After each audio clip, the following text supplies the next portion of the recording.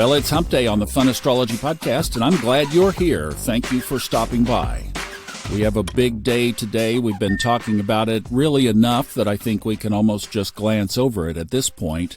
8:43 p.m. Eastern Time tonight, the sun squares the nodes of the moon. That's also known as a bending of the nodes. Whenever any planet is 90 degrees to the nodes, that's called a bending or a T-square. But in the terminology we've been talking about, it's the peak of the moon wobble, and this one has had some punch. We had a good question from one of our YouTube listeners asking if this tied or correlated in any way to last October. And of course, that was another moon wobble, also was sitting right on top of that solar eclipse. I went back and looked at some more information from Carl Payne-Tobey, and I'm going to do more research on this because I think there's stuff out there that can be dug up.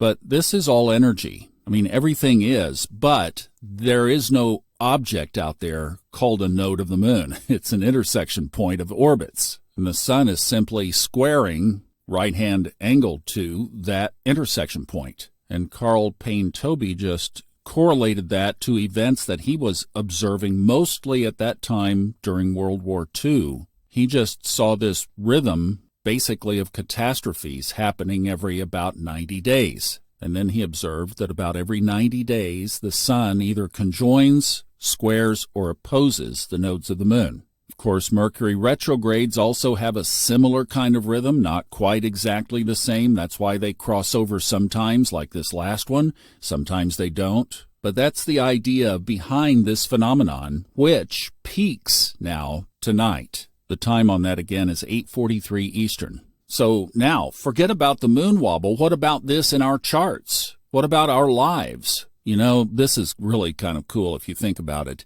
It's a flashpoint for us to look at our karmic path.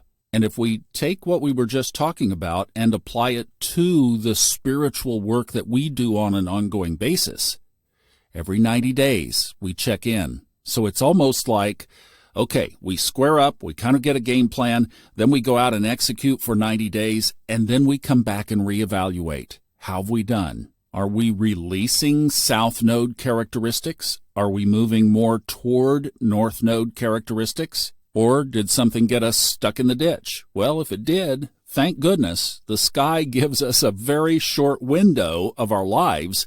I mean, look, if you were a little bit off course in an airplane and you flew for hours and hours and hours, all of a sudden you are way off course. In our lives, if we are wandering off course for months and years and decades, we are way off course. But what about every 90 days if we just come back during this time, square up? That was not a reference to the aspect. I'm saying reconcile. Where are we on our path? The sun and its position with the nodes of the moon gives us that window. It's a nudge. It's a reminder. So take today, tomorrow, maybe the rest of this week into the weekend and just review. Study the position of your nodes. You know, I have some information that I've accumulated, and it would take me a little while to pull together, but I will try to do this and put it into a PDF and make it available to you guys.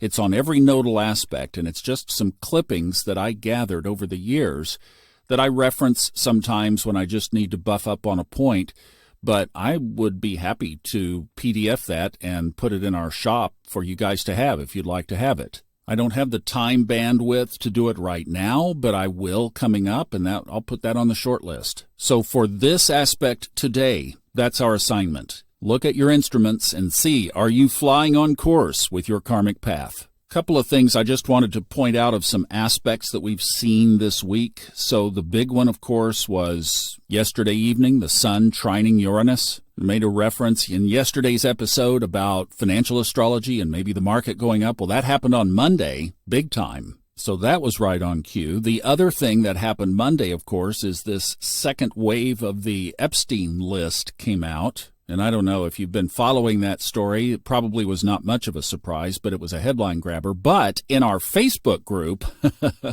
Caroline Horn put up a post from a guy, Toby Rogers, PhD, who in Twitter posted, "What's it called when you realize that every institution you once believed in is completely rotten to the core?"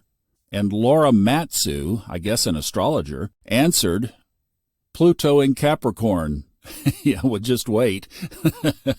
And then I put in there, of course, that this is our last full year with Neptune in Pisces.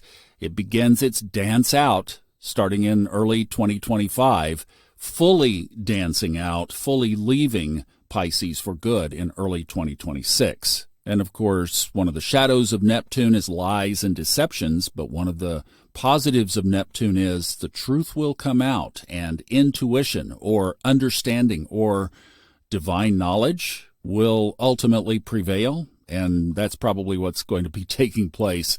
So yeah, it's just going to get more interesting, but I thought that was cool. And a couple of the aspects this week, yep, right on target. You can't make this stuff up, especially on hump day. Don't try.